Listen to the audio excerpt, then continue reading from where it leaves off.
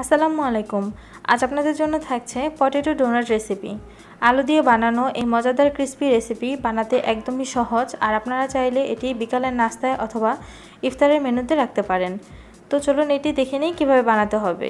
প্রথমে আমি এখানে 8-9টি আলু ভালো করে এভাবে সিদ্ধ করে ছিলে নিয়েছি। তো এটাকে এখন গ্রেটার দিয়ে গ্রেট করে নিতে হবে, বা আপনারা চাইলে ম্যাশ করে নিতে পারেন, যেভাবে আপনাদের সুবিধা মনে হয়।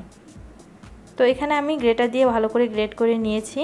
আলুর এই ডোনাটটি বানাতে এখানে 3 টেবিল চামচ পরিমাণ পেঁয়াজ ভালো করে মিহি কুচি করে নিয়েছি, ধনেপাতা কুচি নিয়ে নিয়েছি পরিমাণ মতো, 5-6টি কাঁচামরিচ এভাবে কুচি করে নিয়েছি, 1 টেবিল চামচ পরিমাণ লবণ, স্বাদ মতো লবণ নিয়ে নেবেন, হাফ চা চামচ পরিমাণ হলুদের গুঁড়া আর 1 চা চামচ পরিমাণ মরিচের গুঁড়া নিয়ে ভালো করে আমাদের একসাথে এগুলো মাখিয়ে নিতে হবে। তো এভাবে সবগুলো উপকরণ ভালো করে দিয়ে দিলাম। এখন দিয়ে দিলাম 1 চা চামচ পরিমাণ চাট মশলা আর হাফ চা চামচ পরিমাণ জিরা গুঁড়া। যদি আপনাদের হাতের কাছে চাট মশলা না থাকে সেক্ষেত্রে স্কিপ করতে পারেন।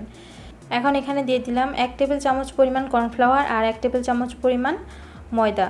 তো এখন এই সবগুলো উপকরণ আমাদের ভালো করে মিক্স করে নিতে হবে। তো এভাবে যখন ভালো করে মেশানো হয়ে যাবে তখন আমি এখানে একটি ডিম নিয়ে নিয়েছি।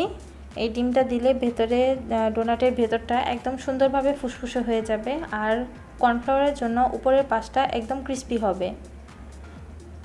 তো এভাবে আমাদের ভালো করে আবারও মিশিয়ে নিতে হবে সবগুলো উপকরণ। এখানে ব্রেড ক্রাম্ব নিয়ে নিচ্ছি। ব্রেড ক্রাম্ব আমার এখানে প্রায় 1 কাপের মতো লেগেছে। তো আমি এখানে 1 কাপ একবারে না দিয়ে অল্প অল্প করে একসাথে মিশিয়ে নিচ্ছি। তো এভাবে অল্প অল্প করে মিশিয়ে নিয়ে আপনারা দেখবেন যে ডোটা কতটুকু পরিমাণ হলে পারফেক্ট হয়। একদম খুব বেশি নরম থাকা যাবে না। তো এভাবে আপনারা হাতে নিয়ে দেখবেন। তো আমার এখানে ব্রেড ক্রাম্ব আর দিতে হবে না, অল্প অল্প করে মিশিয়ে মোটামুটি আমি 1 কাপের মতো নিয়ে নিয়েছি। আপনারা পরিমাণ অনুযায়ী ব্রেড ক্রাম্ব নিয়ে নেবেন। তো এখানে আমি হাতে তেল মেখে তারপর ডোনাটের শেপ দিচ্ছি, আর এটা মাখানোর পর 10 মিনিট আমি রেস্টে রেখে দিয়েছিলাম ডোটা যাতে পারফেক্টভাবে সেট হয়ে যায় সেই জন্য। আপনাদের হাতের কাছে যদি ব্রেড ক্রাম্ব না থাকে সেহেতু আপনারা টোস্ট বিস্কুটের যে গুঁড়াটা আছে সেটাও দিতে পারেন। তো এখানে ডোনাটের শেপ করে নিচ্ছি ভালো করে, আমরা গোল করে এর মধ্যে একটু ফাঁকা করে নিচ্ছি। এটা ডোনাটের শেপ, আপনারা চাইলে যে কোনো শেপে করতে পারেন, কাবাবের শেপে করতে পারেন, বা রোল শেপ, ফিঙ্গার রোল যেগুলো সেগুলো শেপেও করতে পারেন। আপনারা যে যার পছন্দ মতো শেপ দেওয়ার পর এভাবে ভালো করে ডিমের মধ্যে ভিজিয়ে নিতে হবে। ডিমের মধ্যে ভেজানো হয়ে গেলে ব্রেড ক্রাম্বে ভালো করে মুড়িয়ে নিতে হবে। তো এভাবে আপনারা সবগুলো ডোনাট বানিয়ে নেবেন।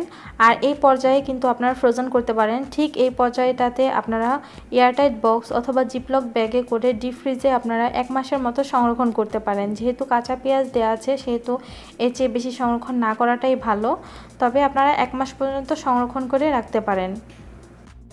এখন ভেজে নেওয়ার পালা। ভাজার জন্য পরিমাণ মতো তেল নিয়ে নিয়েছি। তেলটা মোটামুটি গরম হতে হবে, আর চুলার আঁচ প্রথম থেকে শেষ পর্যন্ত মিডিয়াম লো হিটে রাখতে হবে।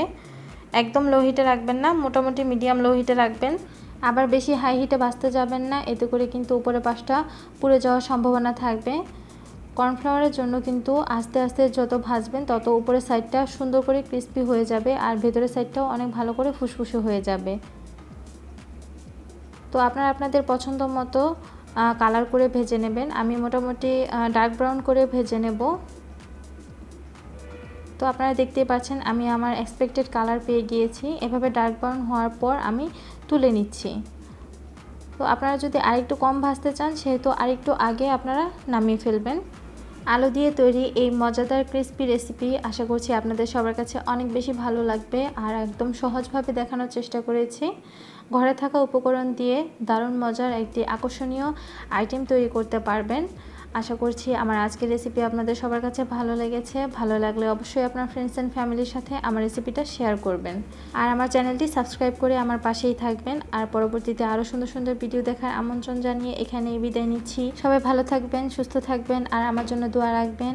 আল্লাহ হাফেজ।